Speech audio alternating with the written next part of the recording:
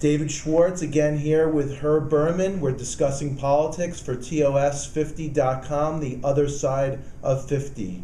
Okay, let's talk about the New York State Senate race. What's going to happen? I think it's way up in the air. It's a fascinating race.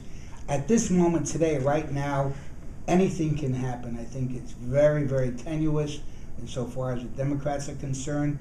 But I think what could change it and keep the Democrats in power is if Palladino remains as weak as he appears to be against Cuomo, then an overwhelming turnout on behalf of Cuomo will inure to the benefit of the people underneath.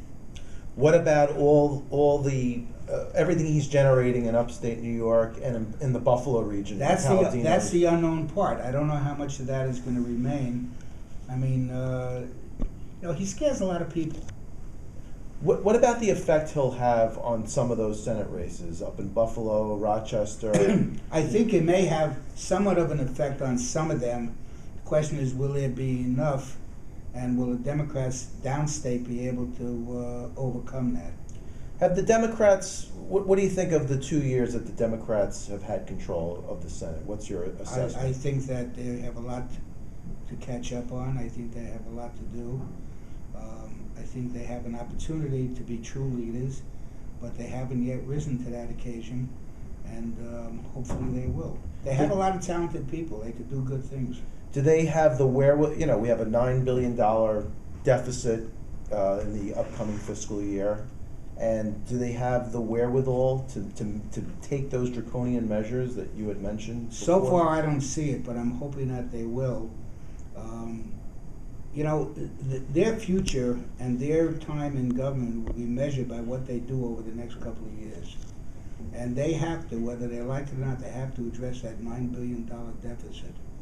And we did it, and if we did it, they can do it. And it's a question of whether or not they have the willingness to do it. And you got to be willing to do draconian things, whether you like it or not. Some would argue that a good democracy does not flourish on a one-party system. Some people would say that it's a check and balance on the system to have a Republican state Senate. What do you think about that? I wholeheartedly agree. I think that, as I indicated before in our earlier conversation, that party splits in incumbency leads to a better product because you're forced to negotiate. If you were going to be governor, would you want a Republican state Senate in the current? I would say so. I think that otherwise what you face is a possible leadership of the state legislature as opposed to gubernatorial leadership. Right. And I think if I was governor, I'd rather have that split so that I can exercise leadership. And I think that's going to be an important issue. But we don't know yet what's going to happen with the state Senate, but I do believe it's tenuous.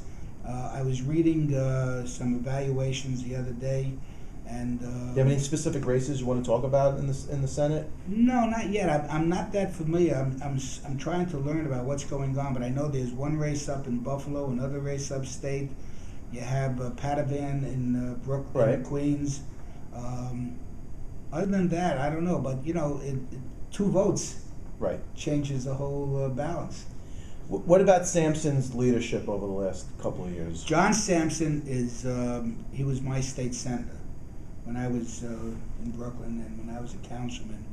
And he's a very, very intelligent guy, and he's very directed.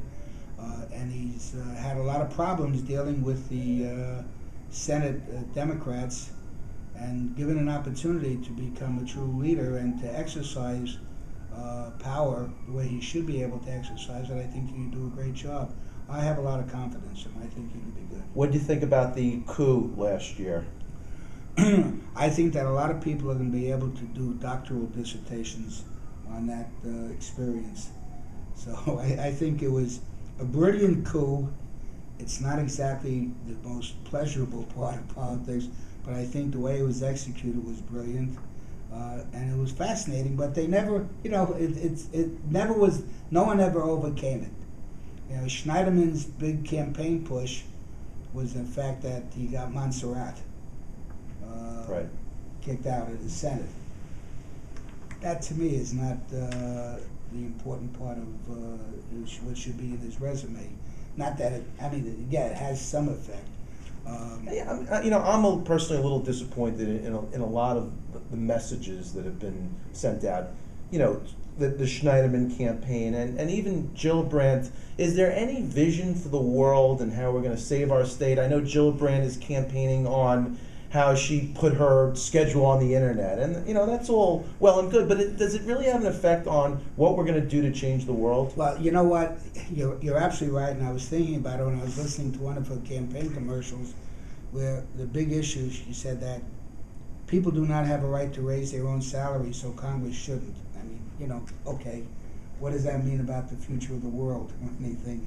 It was a meaningless statement, but that's a major campaign issue with her. People are playing to the fear and anger that they perceive is out there, correctly perceive that's out there amongst the people. That's why Palladino was able to beat Lazio. I mean, I think Lazio had far greater ability to be governor, but yet he lost, and he lost because there's a lot of anger out there, a lot of people who are frustrated with government. And it's one thing to be frustrated, but to give them people a reason to be frustrated is wrong. You mentioned you mentioned the three men in the room. Lots of people are disgusted with that concept. It goes against what our democracy is all about. What's your take on how things are governed up in Albany? Well, I'm not necessarily opposed to the three men in the room concept. I mean, you have to have leadership, and leadership invariably is going to sit down with other leaders to end up developing a product. As long as that concept that's being debated and enunciated comes with the support of the other members that give those leaders their opportunity to be in a room. Like when I was in the city council, Peter Vallone was the speaker, I was the finance chair, but before we went forth with any issue, we'd go back to our delegations and we'd run it by them, we'd get support, we'd find out if there was something that was viable, and then we would go ahead and we'd negotiate. But we always had the support of our members, and we didn't surprise them. So, what are you doing today? What do you do with your days? Well, I'm at the CUNY Graduate Center, hopefully helping to develop young minds. It's a great little job. I've helped the university in a number of different ways. I'm enjoying it. And I thoroughly enjoy commenting about the current state of politics. Great. Well, Herb, thank you very much. This was a real honor David, it was my pleasure. Privilege. Legendary New York political figure, Herb Berman. Thank you very much. Thank you. Thank you.